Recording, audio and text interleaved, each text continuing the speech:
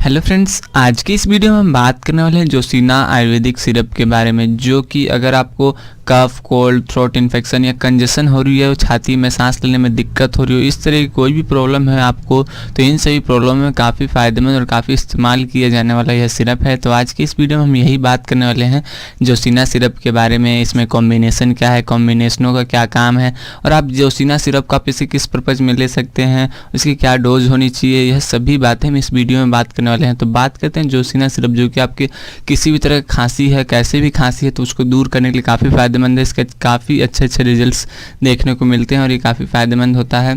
अगर हम बात करें जोशीना सिरप के बारे में, जो कि आपको हरे कलर की पैकिंग में मिल जाती है, और ये काफ़ी अंदर से प्लास्टिक की बात करें तो यह प्लास्टिक बोतल में आपको यह पैकिंग है सिरप मिलती है। अगर हम बात करें इसकी प्राइस की, तो 65 रुपीज़ की प्राइस में आपको छोटी पैकिंग की सिरप मिल जाती है। अगर हम बात करें बड़ी की, तो आपको 120 या 110 के करीबन आपको मिल जाती है, और यह हमदर्द कंपनी की बनाई हुई सिरप है। तो यह था जोशीना के बारे में जानकारी। अब हम बात करते हैं जोशीना सिरप में क्या कॉम्बिनेशन है, कॉम्बिनेशनों का क्या काम है।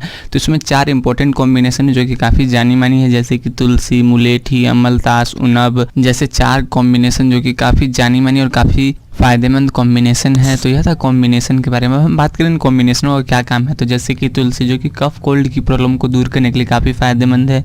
इसके अलावा अमलतास, जो कि चेस्ट की कंजेशन को दूर करता है, बलगम खांसी की प्रॉब्लम को दूर करने के लिए काफ़ी फ़ायदेमंद है। इसके बाद उनब, जो कि सांस लेने की दिक्कत, रेस्पिरेटरी सिस्टम को सांस लेने में दिक्कत है, रेस्पिरेटरी सिस्टम को मजबूत करने के लिए काफ़ी यूज़फुल होता है। इसके अलावा मुलेठी, जो कि आप थ्रोट इन्फेक्शन की प्रॉब्लम को दूर करने के लिए काफ़ी यूज़फुल होता है। गले की खराश या गले से जुड़ी कोई भी प्रॉब्लम होती है, गले में दर्द होना, इस तरह की कोई भी शिकायत होती है, उसमें काफ़ी यूज़फुल होता है जो कि मुलेठी, जो कि थोड़ा बहुत ठंडा भी होता है।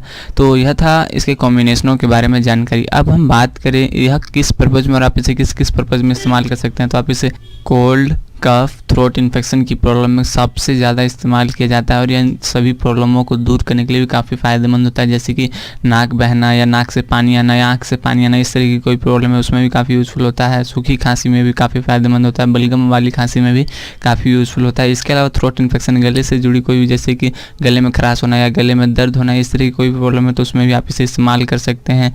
या अगर आपको बलगम वाली खांसी है, उसमें भी आप इसे इस्तेमाल कर सकते हैं। सांस लेने में दिक्कत हो रही हो, रेस्पिरेटरी सिस्टम का कमज़ोर होना, या खांसी की वजह से हो रहा हो या पोल्यूशन की वजह से भी हो रहा हो, तो उसमें भी काफ़ी यूज़फुल होता है। इन सभी प्रॉब्लम में आप इसे इस्तेमाल कर सकते हैं और यह काफ़ी फ़ायदेमंद है।